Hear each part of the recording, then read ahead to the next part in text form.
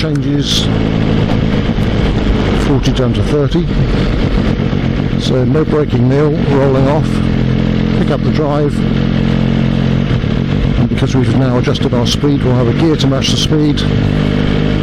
As we come down to the roundabout, we're going 12 o'clock on the roundabout.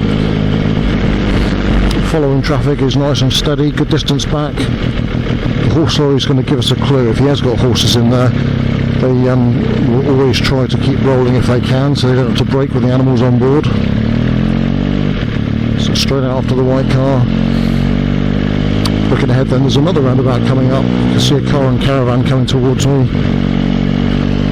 Still got that following traffic. We're going 12 o'clock on this roundabout. And not far after the roundabout is the national speed limit applies, so if these vehicles ahead of us are heading that way, I think the horse box probably is, that will more than likely be our opportunity to overtake. So just got a nice inside view. In fact, the horse lorry is turning off, so I'll just shut the throttle, no need to brake, and I'm going to move out to the crown of the road so that vehicles behind me can see what's going on. Just trickle down, let him clear, lower gear because we've lost speed. Okay, so straight to 40, and then as soon as we hit the GLS we can power up and get straight to 60.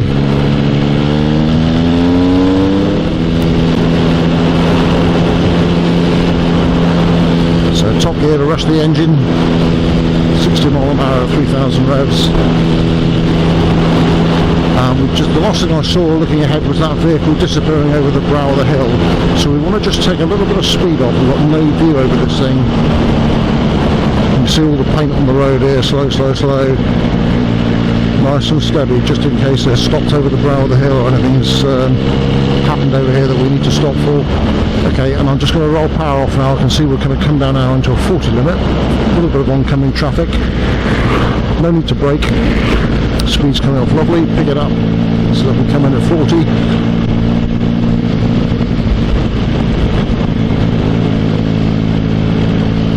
We've got a little bit of following traffic, but again, good distance behind.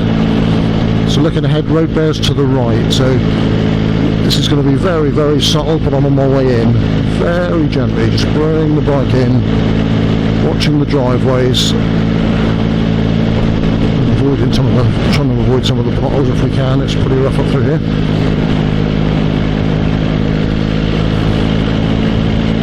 Just avoiding the potholes. I'll just stay out.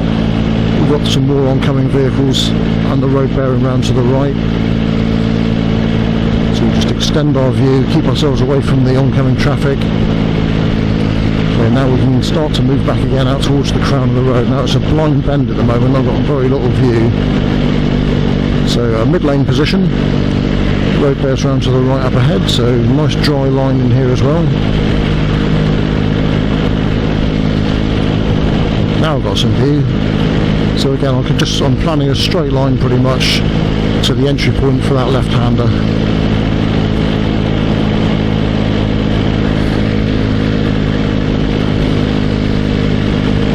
Much view, so not all the way out, and there is a dry line if I need one in the centre of the road there.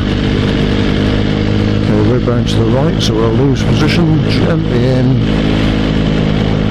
so I'll get the view, gently back out.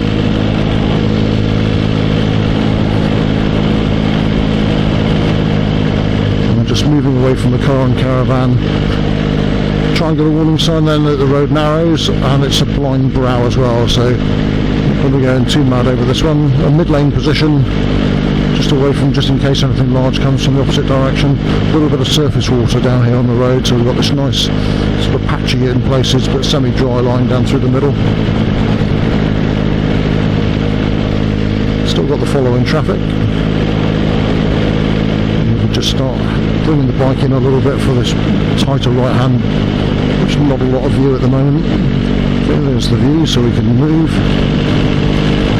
straighten away from the oncoming vehicles, back out to position. Not all the way out because it's blind, so I haven't had to move, perfectly safe. Okay, just increase our speed. We're still on the 40 limit at the moment. He said doing 43. So So tucked up to the near side. Now we can just straighten the bend. Straighten the bend. Past the front of the pub, nice and quiet in there today. We've got a little bit of a view now. There's four vehicles coming in. I can see over the top of the left-hand hedge, so I can just take a mid-lane safe position as we come through here, and then tuck in. I've just seen something down here. I think it was possibly a cyclist or a moped rider. I just literally got head and shoulders silhouette. There it is. It's a cyclist. So just straighten this out, and there's a line of cars down here all parked up on the verge. Okay, possibly church, maybe fishing, not sure. Cream teas, even better. So 30 limit, lose our speed, gear to match the speed.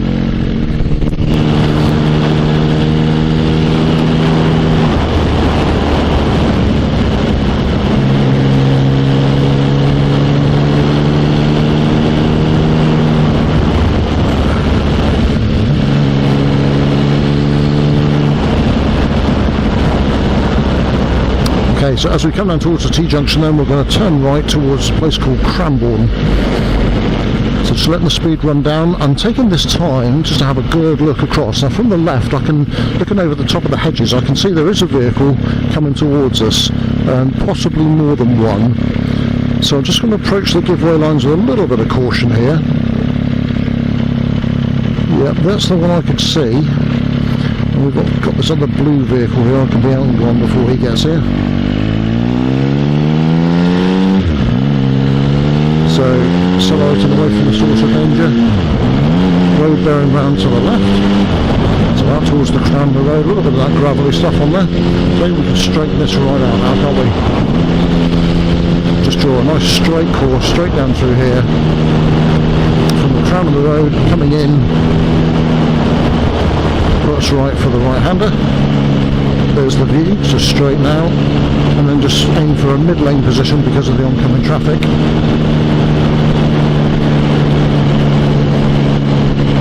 See the line of telegraph poles down the right hand side.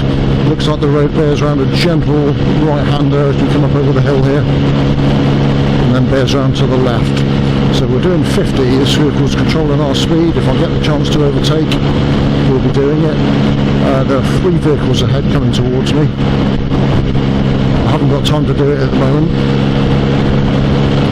and the road bears around to the right at the far end of the straight.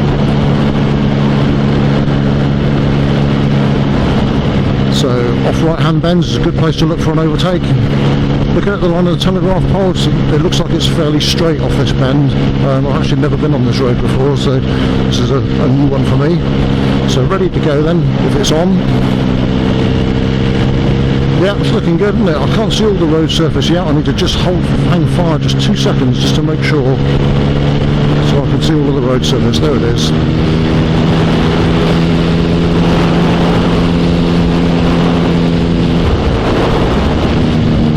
Gear change till after the overtake.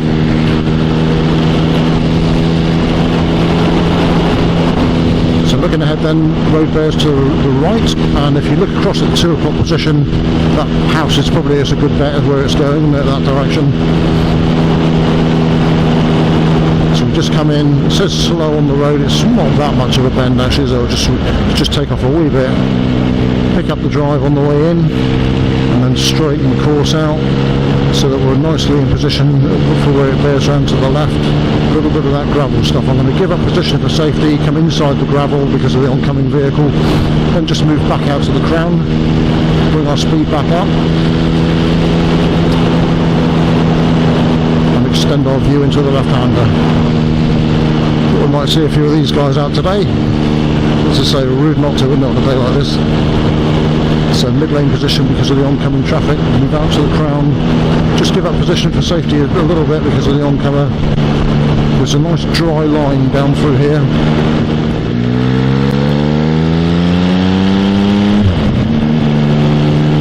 Nice and quick away from the junction then. And we can power up straight to 60. Tucked in with that nice view, just straighten this one out slightly. and then bring the bike across to the crown as we see the road's bearing to the left as we go over this brow here. Just roll power off just a touch. There's a little bit of mud and bits and pieces of debris on there. Okay, so we can straighten straight in. Pick up the drive. And then straight into the crown of the road for that left-hander. Over the top of the hedge, we're just up to see some black and white chevron boards, and I can see the word slow on the road. A couple of triangle warning signs here, so something that's it's a little bit more of a bend possibly than you think, so nice and steady. So we're sure what's going on. And we can power back up to 60. A little bit of surface water on the road up here. So just going to ease. Just have a look at it first. Yeah, that's fine. Straight onto the dry line afterwards, dry the tyres out and just roll the power off. Tucking up to the near side. Okay, and I can straighten across the bend. Get lined up nicely for the next right-hander.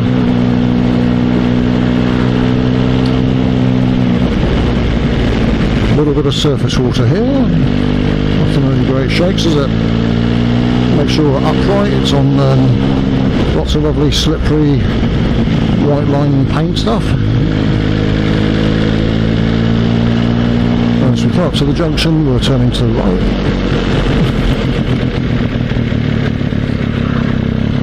Only a give way. I'm looking to the left, it's clear. Two vehicles to the right, both going into my junction. Good look all around the bike.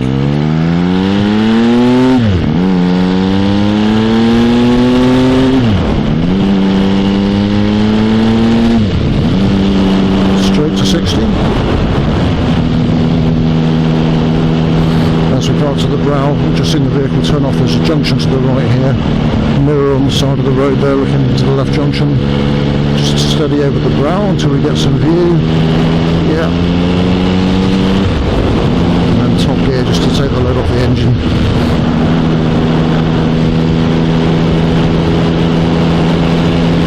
Just moving towards the near side then for the right-hander. And you can see, Neil, my positions are probably a lot more extreme than yours is at the moment, but you're riding in the wet most of the time. So I'm just going to take a lower, two lower gears actually, just so that we're responsive. I've got this, there's a car who's he's alright, but a bit closer than I'm happy with on behind, so we're just going to flash up and just create a little bit of a gap behind us.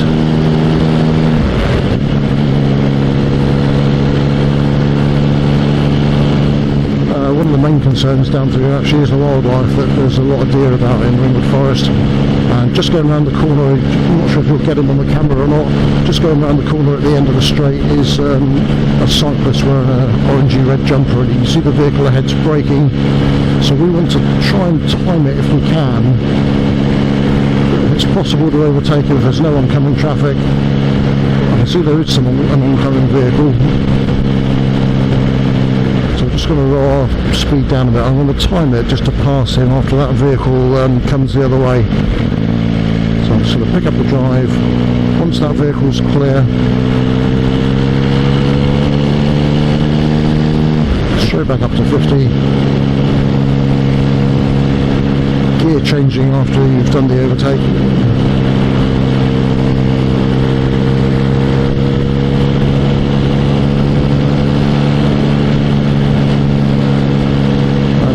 The brow of the hill, there's a 40 limit coming up, so no braking, Neil, just roll off. Pick up the drive. We're now smack on 40. There's a vehicle in the junction to our left, so I'm not going to go too far in, although I want to be positioned in for the right-hander. Safety always first though, above position. Just watching my speed here.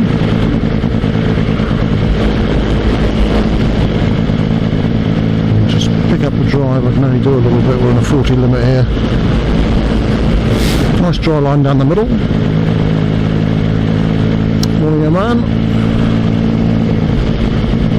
Looking across at 2 o'clock position, then a couple of cars coming in, a little bit of surface water on the road, and they're coming to our side of the road. So nice and steady, stay off the brakes, nice straight line through on the pretty much the middle of the lane there, which seemed to be one of the highest points there. After you then, madam. There's a signal to leave.